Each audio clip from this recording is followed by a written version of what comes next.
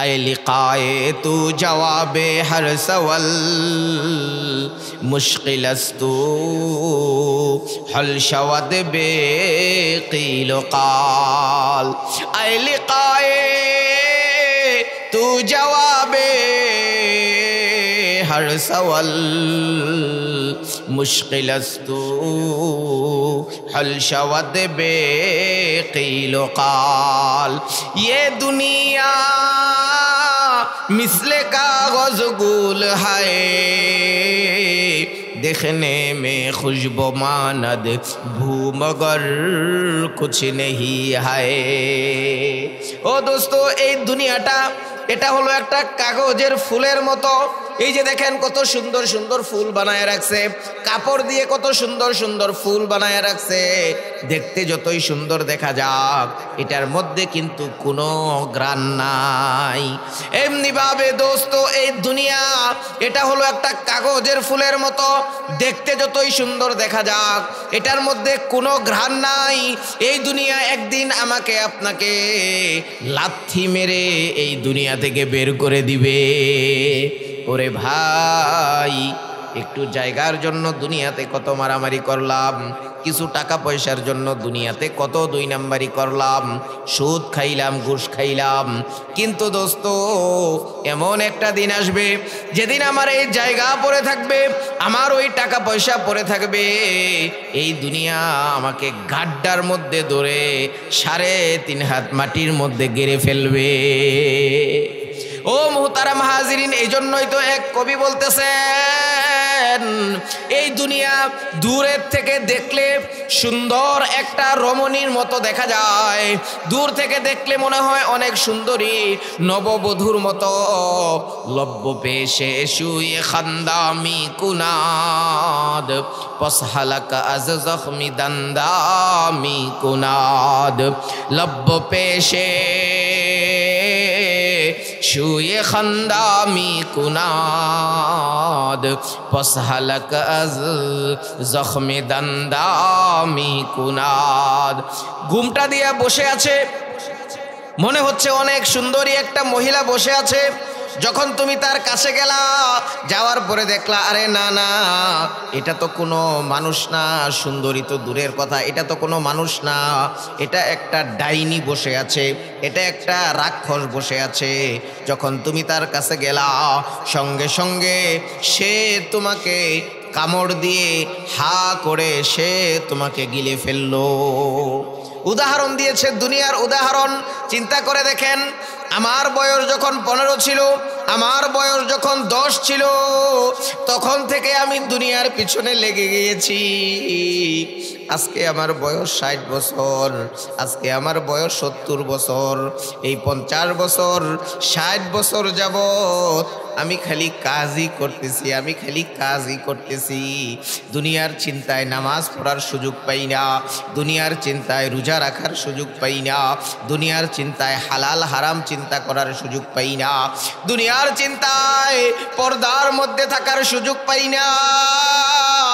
এই করে করে আজকে আমার বয়স 60 বছর হয়ে গেল, আজকে আমার বয়স 70 বছর হয়ে গেল। এখন আজরাইল আমাকে ডাকতেছে, আজরাইলের সঙ্গে আমার দেখা হয় হয় অবস্থা। কি বলেন? দেখা হয় হয় কিভাবে বললাম? কানে কম শুনি, আজরাইলের সঙ্গে একবার দেখা হয়ে গেছে। চোখে কম দেখি, আজরাইলের সঙ্গে একবার দেখা হয়ে গেছে। দাঁত উঠে গেছে, আজরাইলের সঙ্গে একবার দেখা হয়ে গেছে। অজু থাকে না, কখন অজু যায় কখন আসে কোনো খোঁজখবর নাই, আজরাইলের সঙ্গে একবার দেখা হয়ে গেছে। শীত আসলে শরীর আর গরম হয় না, আগে তো শীতের মধ্যেও শরীর ঠান্ডা হইতো না, আর এখন শীত আসলে আগুনের পারে বসে থাকলেও শরীর গরম হয় না। আজরাইলের সঙ্গে একবার দেখা হয়ে গেছে। একবার চিন্তা করে দেখেন, আজকে আমার বয়স 60 বছর, আজকে আমার বয়স 70 বছর। আজরাইলের সঙ্গে সকালে একবার দেখা হয়, বিকালে একবার দেখা হয়। এই অবস্থায় যদি আমি দুনিয়া থেকে চলে যাই, কি সামানা নিয়ে আমি যাইতেছি, একবার আমি চোখটা বন্ধ করে নিজে নিজে চিন্তা করি। এজন্যই তো বলতেছে কবি, লব্য পেশে শুয়ে খান্দামি কুনাদ পসহালক আজ জখমি দন্দামি কুনাদ। দূরের থেকে মনে হয় অনেক সুন্দরী রমণী, অনেক সুন্দরী নববধূ বসে আছে, কিন্তু যখন তুমি তার কাছে গেলা, সে তার বিষাক্ত দাঁত দিয়ে তোমাকে দংশন করে তোমাকে ধ্বংস করে দিল। এই হলো দুনিয়ার অবস্থা। কাজেই মুহতারাম হাজিরিন, এই দুনিয়ার মধ্যে দুই ধরনের মানুষ রয়েছে। এক ধরনের মানুষ যখন মৃত্যুবরণ করবে, তার সামনে জান্নাতের দৃশ্যগুলো হাজির হবে, যেখানে হুরদেরকে দেখা যাবে, যেখানে জান্নাতের এক একটা ফল গাছ দেখা যাবে। এক এক গাছের মধ্যে এক এক রকম ফল হয়, আবার এক গাছের মধ্যে এক এক রকম, এক গাছের মধ্যে হাজারো ধরনের ফল হয়। এক গাছের মধ্যে আঙ্গুর হয়ে রইছে, এক গাছের মধ্যে বেদানা হয়ে রইছে, এক গাছের মধ্যেই নাশপাতি হয়ে রইছে। মন যেটা খাইতে চায় সঙ্গে সঙ্গে সেই ফলটা হাজির হয়ে যায় সামনে, হাত দিয়েও পারতে হয় না, মুখের কাছে এসে উপরের সিলকাটা ছিলে মুখের মধ্যে পড়ে যায়। আল্লাহু আকবার। একবার আঙ্গুর খাইলাম, আরেকবার যখন আঙ্গুর খাই, আগের বার যেই মজা লাগছে দ্বিতীয়বার অন্য রকম মজা লাগে। সুবহানাল্লাহ। একই ফল, আঙ্গুর ফল, একবার খাইলে এক রকম মজা, আরেকবার খাইলে আরেক রকম মজা, আরেকবার খাইলে আরেক রকম মজা। এইভাবে এক ফল জান্নাতীরা যতবার খাবে, আল্লাহ তাআলা এক একবার ওই ফলের মজা এক এক রকম করে দিবেন। দুনিয়ার মধ্যে একটু মধু খাওয়ার জন্য পেরেশান। বাচ্চার সর্দি লেগেছে, মধু খাবে, আহা এত দাম, 1000 টাকা দাম, 1200 টাকা দাম, মধু খাবে কিভাবে? মধু খাওয়ার সামর্থ্য নাই।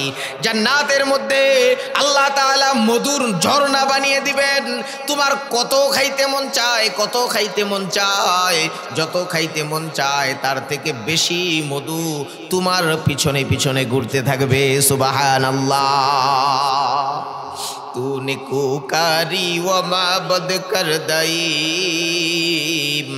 जुर्म बे अंदाज़ा बेहद कर दई।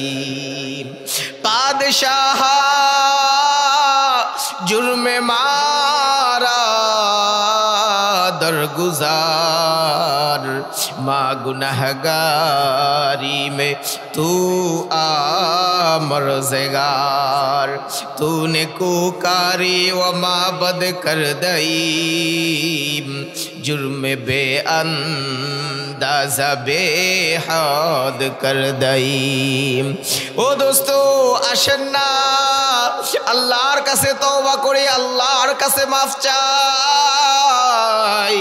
জীবনের অনেকটা সময় গুনাহ করে নষ্ট করে ফেলেছি, আর যে কয়টা দিন বেঁচে থাকবো আর গুনাহ করব না, আর হারাম কাজের মধ্যে যাব না, আর অন্যায়ের মধ্যে যাব না, আর নামাজ কাজা করব না, আর বেপরদায় যাব না, আর গান বাজনার মধ্যে যাব না, আর উরসের মধ্যে যাব না, আর যাত্রাপালার মধ্যে যাব না, আর হাউজির মধ্যে যাব না।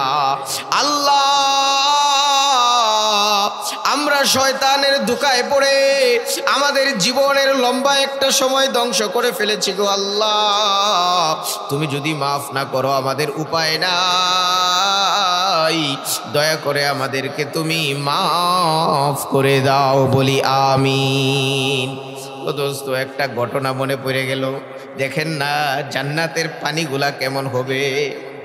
আল্লাহ তাআলা আল্লাহর নবীর মাধ্যমে জানায় দিলেন, যারা দুনিয়ার মধ্যে গুনাহ করেছে কিন্তু তার ঈমান ছিল, সে কাফের ছিল না, সে হিন্দু ছিল না, সে মুশরিক ছিল না, সে বেঈমান ছিল না, সে অগ্নি পূজারী ছিল না, সে মূর্তির পূজা করত না, সে কবরের মধ্যে সেজদা করত না, যে এক আল্লাহর উপরে ঈমান আনতো কিন্তু জীবনে হাজারো গুনাহ করেছে, কিন্তু শিরিকি গুনাহ কোনোদিনও করে নাই। এই করে করে সে তার জীবনটাকে শেষ করে দিয়েছে। এখন তার তো জাহান্নামে যাইতে হইছে। জাহান্নামে তাকে হাজার হাজার লক্ষ লক্ষ কোটি কোটি বছর থাকতে হইছে। কিন্তু দোস্ত, তার যে ঈমান ছিল, সে যে বেঈমান ছিল না, সে যে মুশরিক ছিল না, এজন্য একদিন না একদিন আল্লাহ তাকে জান্নাত দান করবেন। যার মধ্যে ঈমান আছে, যাররা পরিমাণ, সামান্য পরিমাণ ঈমান আছে, যে কিনা কবরের মধ্যে সেজদা করে না, বাবার কাছে চায় না, হ্যাঁ, সন্তান দরকার বাবার কাছে মানত করে না, ছেলে দরকার বাবার কাছে মানত করে না, মেয়ে দরকার বাবার কাছে মানত করে না, মাজারে যায়া সেজদা করে না, মাজারে যায়া সিন্নি দেয় না, এই ধরনের গুনার কাজ যে না করে, এই ধরনের শিরকি কাজ যে না করে, যার মধ্যে ঈমান আছে, সামান্যতম ঈমান আছে, সে একদিন না একদিন জান্নাতে যাবে। এখন জান্নাতে যাওয়ার সুরতটা কি হবে এটা একটু আপনাদেরকে বলতে চাইতেছিলাম। ও মুহতারাম হাজিরিন, এই জাহান্নামী যে কিনা সারাটা জীবন গুনার কাজ করেছে, হাজার হাজার লক্ষ লক্ষ কোটি কোটি বছর তাকে জাহান্নামে থাকতে হবে। হাজার হাজার লক্ষ লক্ষ কোটি কোটি বছর জাহান্নামে থাইকা শরীরটা একেবারে পুড়তে পুড়তে ছাই হয়ে গেছে, কয়লা হয়ে গেছে, অঙ্গার হয়ে গেছে। শরীরের মধ্যে কোনো কিচ্ছু আর বাকি নাই। লক্ষ লক্ষ কোটি কোটি বছর জাহান্নামে থাকার পরে যখন তার আযাবের শাস্তির যে মেয়াদ আছে সেটা শেষ হয়ে যাবে, হঠাৎ করে একদিন তার জন্য জান্নাতের ফয়সালা হয়ে গেছে। এখন আল্লাহ তাআলা তার সামনে জাহান্নামের একটা দরজা খুলে দিবেন। জাহান্নামের এই দরজা দিয়া আরাফ নামক একটা জায়গা দেখা যায়। জান্নাত এবং জাহান্নামের মাঝখানে একটা জায়গা আছে, ওই জায়গার নাম হলো আরাফ। ওইটা জান্নাতও না জাহান্নামও না, জাহান্নামের কষ্টও সেখানে নাই, আবার জান্নাতের আরামও সেখানে নাই, এরকম একটা জায়গা, ওইটার নাম হলো আরাফ। এখন সে যখন ওই আরাফ নামক জায়গাটা দেখবে, দেখার পরে আল্লাহর কাছে দোয়া করবে, আল্লাহ হাজার হাজার কোটি কোটি বছর জাহান্নামের মধ্যে থাকতে থাকতে আমার জীবনটা একেবারে শেষ হয়ে গেছে। আল্লাহ, জাহান্নামের মধ্যে সাপের কামড় খাইতে খাইতে আমার জীবনটা শেষ হয়ে গেছে। আল্লাহ, ফেরেশতাদের লোহার আঘাত খেতে খেতে আমার জীবনটা শেষ হয়ে গেছে। ও আল্লাহ, জাহান্নামের ফেরেশতারা এক একবার হাতুড়ি দিয়ে আঘাত করে আর আমি 70 হাত মাটির নিচে ডুবে যাই।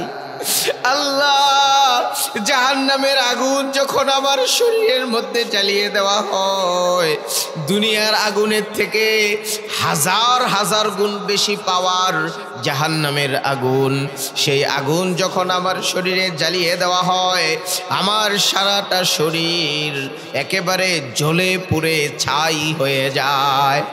আল্লাহ, জাহান্নামের মধ্যে যখন আমি খাইতে চাই, আমাকে জাকুম নামের ফল খাইতে দেওয়া হয়, যেই ফল খাওয়ার পরে আমার গলার মধ্যে বিঁধে যায়, আমি আর দম ছাড়তে পারি না।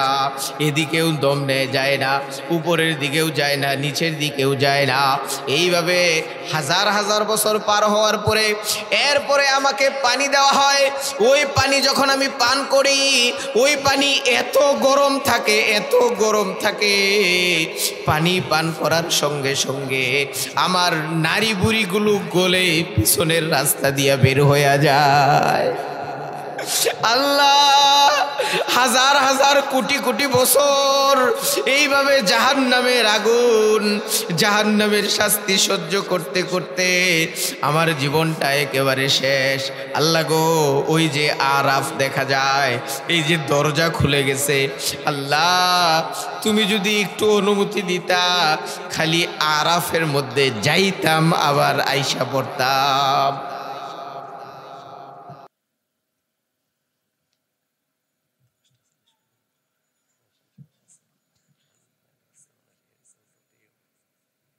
ও মুহতারাম হাজিরিন, আল্লাহ তাআলার কাছে দোয়া করবে, আল্লাহ আজকে আমি হাজার হাজার কোটি কোটি বছর জাহান্নামের মধ্যে আছি, আর তো সহ্য হচ্ছে না। আল্লাহ গো, একটু যদি সুযোগ দিতা ওই আরাফের মধ্যে যাইতাম আর আসতাম। আল্লাহ তাআলা বলবেন, জাহান্নামীদের কোনো আশা তো পূরণ করা হয় না, জাহান্নামীরা যেটা চাবে সেটা তো কখনো পূরণ করা হয় না। ও দোস্ত, একটু চিন্তা করে দেখেন কি অবস্থা হতে পারে দুনিয়ার মধ্যে। আমার আপনার যতই অসুবিধা হোক, যতই অসুবিধা হোক, কেউ না কেউ আপনার পিছনে দাঁড়ায়া যায়, কেউ না কেউ আপনার প্রতি দয়া করে আপনাকে সেই বিপদ থেকে উদ্ধার করে। একজনে দেখলো না আরেকজন দেখলো, আরেকজন দেখলো না আরেকজন দেখে, কেউ না কেউ অবশ্যই আপনাকে দেখে। কিন্তু চিন্তা করে দেখেন, জাহান্নামের মধ্যে শত শত বছর পার হবে, লক্ষ লক্ষ কোটি কোটি বছর পার হবে, কেউ আপনার দিকে ফিরেও তাকাবে না। জাহান্নামের আগুন মাবুদ সইতে পারবো না, দুনিয়াতে নৌকা দাইয়া আখেরে কান্দাইও না। মাটির পিঞ্জিরা ভাঙ্গিয়া চুরিয়া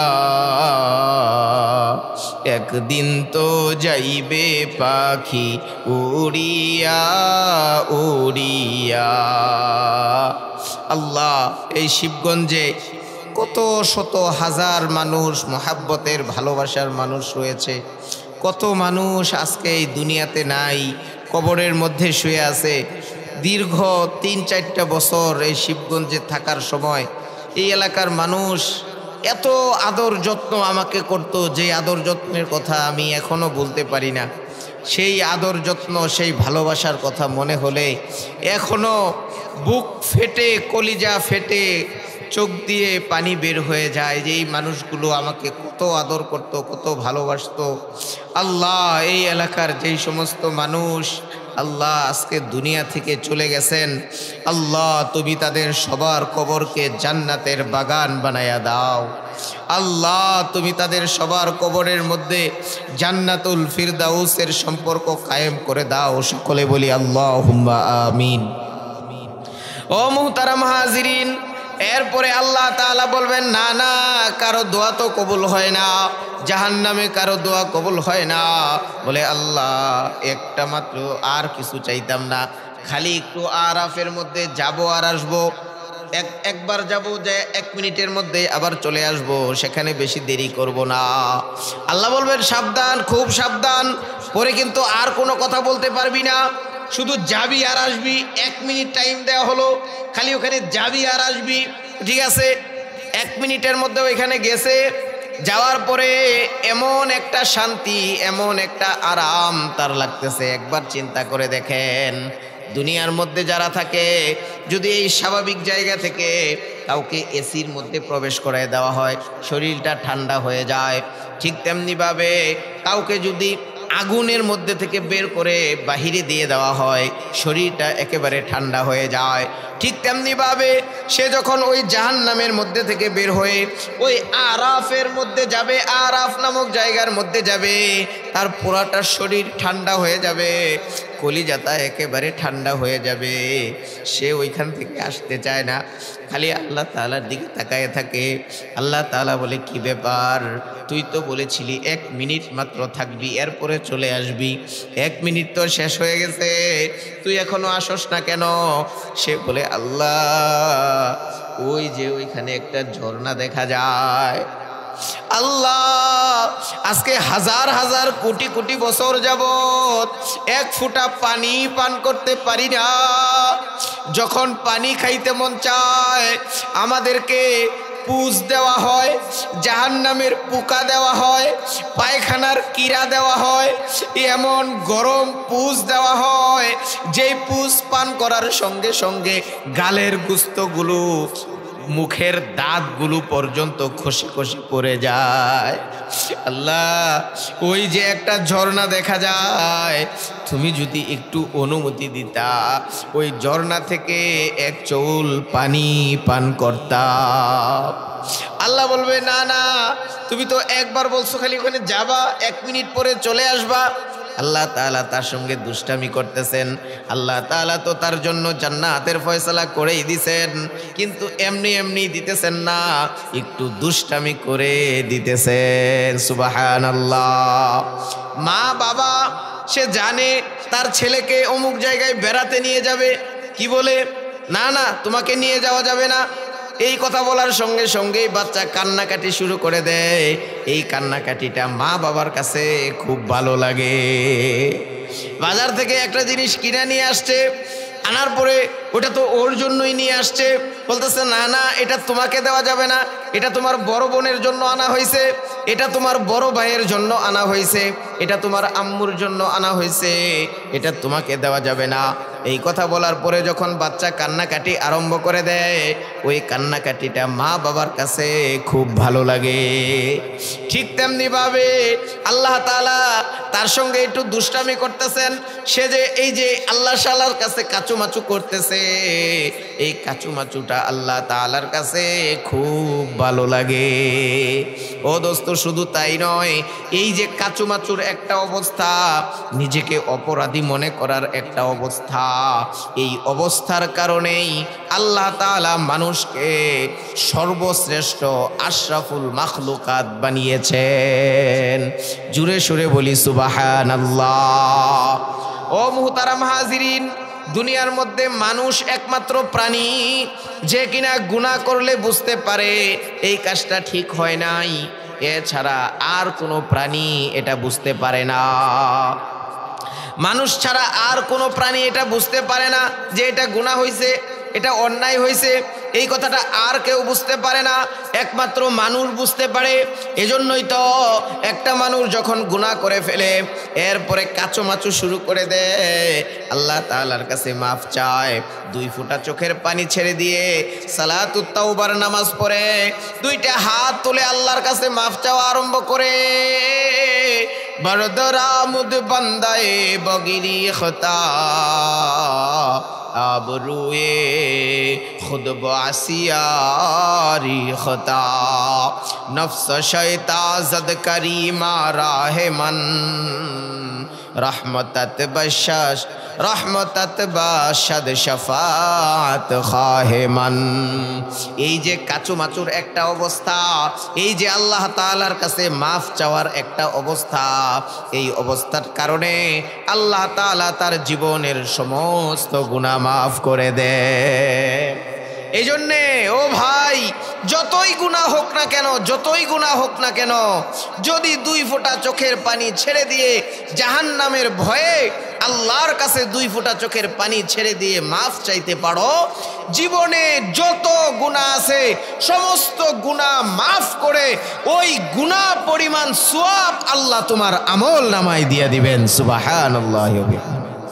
ও দোস্ত, আল্লাহ বলবেন সাবধান, এটাই কিন্তু শেষ, ওখানে যাবা, একটু পানি পান করবা, আর সঙ্গে সঙ্গে আইসা পড়বা, এরপরে কিন্তু আর কিছু চাইতে পারবা না।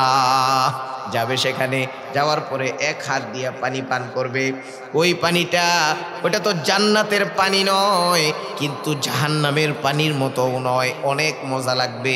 ওই পানিটা পান করার সঙ্গে সঙ্গে যেই জায়গায় পানিটা লেগেছে, হাতের মধ্যে, ঠোঁটের মধ্যে, পানির ফোঁটা যে শরীরের মধ্যে পড়েছে, যেই জায়গায় ওই পানিটা পড়েছে, ওই জায়গাগুলো সাদা হয়ে যাবে। আগুনে পুড়তে পুড়তে তো সব একবারে কয়লার মতো কালা। এখন যেখানে যেখানে পানি লাগছে ওই জায়গাটা সাদা হয়ে গেছে, আর পানি পান করে কলিজাটা ঠান্ডা হয়ে গেছে। এখন আল্লাহর কাছে দোয়া করে, আল্লাহ এটাই শেষ, এরপরে আর কিছু চাইতাম না। বলে কি চাস? তুই তো বলেছিলি এরপরে আর কিছু চাবি না। কই এটাই শেষ, এরপরে আর কিছু চাবো না। বলে কি? বলে আল্লাহ এই পানি যেই জায়গায় লাগছে ওই জায়গা সাদা হয়ে গেছে। আল্লাহ তুমি যদি অনুমতি দিতা এই পানি দিয়া একবার গোসল গোসল করতাম। আল্লাহ বলবে এটাই কিন্তু শেষ, এরপরে কিন্তু আর কোনো কিছু চাইতে পারবি না। বলে ঠিক আছে, এরপরে আর কিছু চাবো না। এইবার ওই পানি দিয়া গোসল করবে। গোসল করার সঙ্গে সঙ্গে তার শরীরের সমস্ত কয়লা দূর হয়ে তার চেহারা জান্নাতি চেহারা হয়ে যাবে। এইবার তার সামনে জান্নাতের দরজা খুলে গেছে, জান্নাতের দৃশ্যগুলা দেখা যায়। এখন আর আরাফ ভালো লাগে না, এখন আরাফ এটা দুনিয়ার মতো লাগে। আর জান্নাতের দৃশ্যগুলা দেখা তার আর সহ্য হইতেছে না। একবার জান্নাতের দিকে তাকায়, আবার আল্লাহর দিকে তাকায়। আল্লাহ বলে কি ব্যাপার, তাড়াতাড়ি জাহান্নামের মধ্যে যা, তুই না বলেছিলি এরপরে আর কিছু চাবি না, তাড়াতাড়ি জাহান্নামের মধ্যে যা। কয় আল্লাহ এটাই শেষ চাওয়া, এরপরে আর কিছু চাবো না। বলে কয়বার বলছস তুই, খালি একটার পরে একটা বলতেই থাকস, এরপরে কিন্তু আর কিছু বলতে পারবি না। বলে হ্যাঁ আল্লাহ এরপরে আর কিছু চাবো না। বলে কি চাস? বলে আল্লাহ একবার খালি জান্নাতের মধ্যে ঢুকবো, এরপরে আর কিছুই চাবো না। আল্লাহ বলবেন ঠিক আছে যাও, আর কিন্তু এরপরে কিছু চাইতে পারবা না। এরপরে জান্নাতের মধ্যে প্রবেশ করবে। জান্নাতে প্রবেশ করার পরে আল্লাহ বলবেন ঠিক আছে এবার বাইর হ, বাইর হইয়া জাহান্নামের মধ্যে যা। এইবার সে বলবে আল্লাহ তুমি তো কুরআনের মধ্যে বলেছ, তোমার নবী হাদিসের মধ্যে বলেছেন, যে ব্যক্তি একবার জান্নাতের মধ্যে প্রবেশ করবে আর কোনো দিন সে সেখান থেকে বের হবে না। জোরে সরে বলি আল্লাহু আকবার। আয় আল্লাহ তুমি আমাদেরকে বিনা হিসাবে জান্নাতে যাওয়ার তৌফিক দান করো। আরো জোরে বলি আমিন। আল্লাহ তুমি আমাদের জীবনের যে কোনো একটা আমলকে উসিলা করে আমাদেরকে তোমার রহমতের চাদরে ঢেকে আল্লাহ বিনা হিসাবে জান্নাত দান করো। সকলেই বলি আমিন। আল্লাহ তাআলা বলবেন আমার কুরআন সত্য, আমার নবীর হাদিস সত্য, সুতরাং তোমাকে আর কোনোদিনও জান্নাত থেকে বের করা হবে না। তু নেকুকারি ওয়া মাবদ কর দাইম, जुर्म बे अंदाज़ा बेहद कर दाईम सालेहा दर बंदे आसिया गश्ताईम आखिर अज करदा पेशीमा गश्ताईम। तो जेटा दिए आलोचना आरम्भ करेছিলাম एक एक समय एक एक जनेर सीजन आसे ওই সিজনের আগের থেকে সে প্রস্তুতি গ্রহণ করে। ঠিক তেমনি ভাবে মুসলমানের টাকা পয়সার দরকার, ওই টাকা পয়সার নাম হলো সওয়াব। ভালোভাবে বুঝবেন, দুনিয়ার জীবনে যেখানেই যাবেন সেখানেই টাকা পয়সা দরকার। টাকা পয়সা ছাড়া কোথাও কোনো কাজ হয় না। যা কিছু করতে যাবেন সেখানেই টাকা লাগবে। বাজার করতে যাবেন টাকা লাগবে, ময়মনসিংহ যাবেন টাকা লাগবে, ঢাকা যাবেন টাকা লাগবে, সৌদি আরব যাবেন টাকা লাগবে, যা করবেন সেখানেই টাকা লাগবে। টাকা ছাড়া কোথাও কোনো কাজ হবে না। ঠিক তেমনি ভাবে মরার পরেও টাকা লাগবে, ওই টাকার নাম হলো সওয়াব। ভালোভাবে বুঝবেন, মরার পরে কবরের মধ্যে টাকা লাগবে, ওই টাকার নাম হলো সওয়াব। ফেরেশতার সওয়াল জবাবের সময় টাকা লাগবে, ওই টাকার নাম হলো সওয়াব। কবরের মধ্যে যদি জান্নাতের নিয়ামত পেতে যাই টাকা লাগবে, ওই টাকার নাম হলো সওয়াব। কিয়ামতের দিন যদি হিসাব নিকাশ দিতে যাই ওখানেও টাকা লাগবে, ওই টাকার নাম হলো সওয়াব। পুল সিরাতের পুল যদি পাড়ি দিতে যাই সেখানেও টাকা লাগবে, ওই টাকার নাম হলো সওয়াব। যদি জান্নাতে প্রবেশ করতে যাই সেখানেও টাকা লাগবে, ওই টাকার নাম হলো সওয়াব। জান্নাতের তালা যদি খুলতে যাই ওই তালা খুলতেও টাকা লাগবে, ওই টাকার নাম হলো সওয়াব। সওয়াব ছাড়া মৃত্যুর উপরে কোথাও কোনো রাস্তা থাকবে না। এখন যে মুসলমান তার জীবনের সবথেকে বড় চাহিদা, সবথেকে বড় টার্গেট হলো কিভাবে বেশি বেশি সওয়াব কামাই করা যায়। কথা বলেন ঠিক কিনা? মুসলমান बनूंगा मुसलमान बनूंगा मैं इस्लाम का बोलबाला करूँगा। ओ ও দোস্ত, এখন এই টাকা কামানোর অর্থাৎ সোয়াব কামানোর সব থেকে উত্তম সিজন, সব থেকে বড় সিজন হলো রমজান মাস। অন্য সময় 1 টাকা কামাই করলে 1 টাকাই পাওয়া যায়, আর রমজানে 1 টাকা কামাই করলে 70 টাকা পাওয়া যায়। সুবহানাল্লাহ। অন্য সময় 1 রাকাত নামাজ পড়লে 1 রাকাতের সওয়াব হয়, রমজানে 1 রাকাত নামাজ পড়লে 70 রাকাতের সওয়াব হয়ে যায়। রমজানে 1 খতম কোরআন যদি কেউ করতে পারে, 70 খতম কোরআনের সওয়াব আল্লাহ তাকে দান করে দিবেন। কাজেই মুহতারাম হাজিরিন, এখন থেকে প্রস্তুতি গ্রহণ করা, যাতে করে আমরা রমজান মাসে বেশির থেকে বেশি সওয়াব কামাই করতে পারি, জান্নাতের বেশির থেকে বেশি আমরা পুঁজি অর্জন করতে পারি, যাতে করে কালকে কিয়ামতের দিন আমরা জান্নাতে যাইতে পারি। এক্ষেত্রে একটা বড় কথা সব সময় বলি, আগেও বলেছি, শিবগঞ্জে থাকার সময়ও বলেছি, সেটা হলো ও দোস্ত, আমরা যে যত ইবাদত করি না কেন, সব থেকে যেই জিনিসটা আমাদের বেশি খেয়াল রাখা দরকার, সেটা হলো আমাদের জীবনে যত কাজা নামাজ রয়েছে, যত ফরজ নামাজ কাজা রয়েছে, এগুলো অবশ্যই অবশ্যই আদায় করতে হবে। ভালোভাবে মনে রাখবেন, জীবনে যত ফরজ নামাজ কাজা রয়েছে এগুলো আদায় করা ছাড়া উপায় নাই। জীবনে যত ফরজ রোজা কাজা রয়েছে এগুলো আদায় করা ছাড়া উপায় নাই। যদি কোনো আল্লাহর বান্দা এমন থাকেন যার জীবনে না রোজা কাজা রয়েছে, আমরা বিভিন্ন সময় রমজান মাস ছাড়া অন্য যে কোনো সময় চেষ্টা করব ওই কাজা রোজাগুলা আদায় করে ফেলার জন্যে। এবং আমাদের জীবনে যেই সমস্ত ফরজ নামাজ কাজা রয়েছে সেগুলো আমরা যে কোনো মূল্যে আদায় করে ফেলার চেষ্টা করব। আমি একটা টার্গেট করব যে আমার জীবনে জোহরের কত ওয়াক্ত নামাজ কাজা থাকতে পারে। আমি 15 বছর বয়স থেকে নিয়ে আজকে পর্যন্ত আনুমানিক কতগুলো জোহরের নামাজ পড়ি নাই, কত হাজার জোহরের নামাজ আমি পড়ি নাই, একটা টার্গেট করে এরপরে আদায় করা আরম্ভ করা। এক সময় না এক সময় চেষ্টা করলে শেষ হয়েই যাবে ইনশাআল্লাহ। এইভাবে আমরা আমাদের কাজা নামাজ এবং কাজা রোজাগুলা আদায় করার চেষ্টা করব।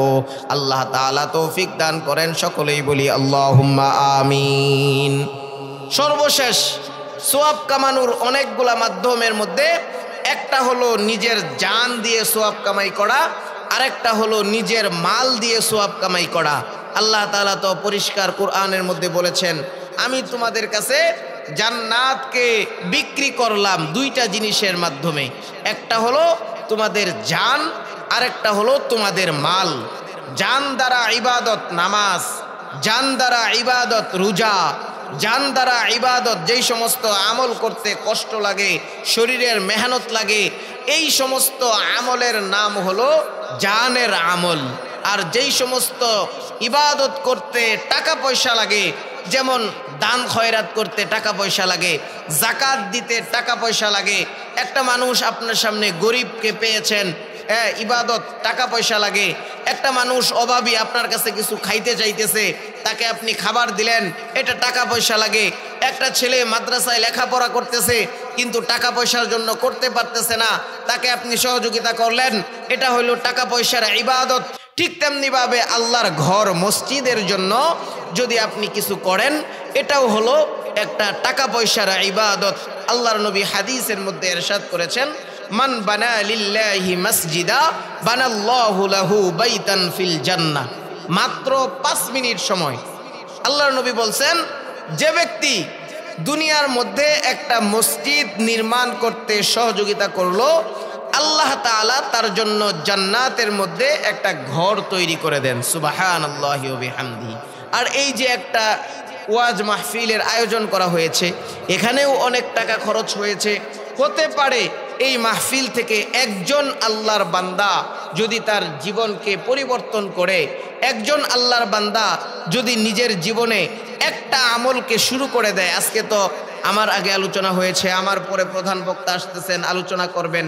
যে কোনো একজন বক্তার কথা কেউ যদি আমল করে, তাহলে এই মাহফিল করতে যত লক্ষ লক্ষ হাজার হাজার টাকা লাগছে, যারা এখানে দান খয়রাত করেছে, আল্লাহ তাআলা ওই একজন মানুষের আমলের উসিলায় সমস্ত মানুষকে মাফ করে দিবেন ইনশাআল্লাহ। এই জন্যে আমরা 5 মিনিটের মধ্যে এই মসজিদের জন্য এবং এই মাহফিলের কাজের জন্য আমরা কে কে 500 টাকা বা 1000 টাকা দান করব, যারা নগদ দিব নগদ দিতে পারি, অথবা যারা পরবর্তীতে দিব তারা নাম লেখায় দিতে পারি ইনশাল্লাহ। 5 মিনিটের মধ্যে ইনশাল্লাহ প্রধান বক্তা চলে আসবে। 5 মিনিট সময় আমি আপনাদের কাছ থেকে চেয়ে নিলাম। হ্যাঁ, আমাকে বলা হয়েছে যে এখানে কোনো কালেকশন করা হয় নাই। এখানের কিছু যুবক, আপনাদের এলাকার কৃতি সন্তান, তারা অনেক কষ্ট করে এই প্রোগ্রামটা, দিনের একটা আওয়াজ আপনাদের কানে পৌঁছে দিয়েছে। এখন আমাদের উচিত হলো আমাদের সাধ্য অনুযায়ী তাদের পাশে দাঁড়ানো। এজন্য ইনশাল্লাহ আমরা যে যা পারি একটু শরিক হই।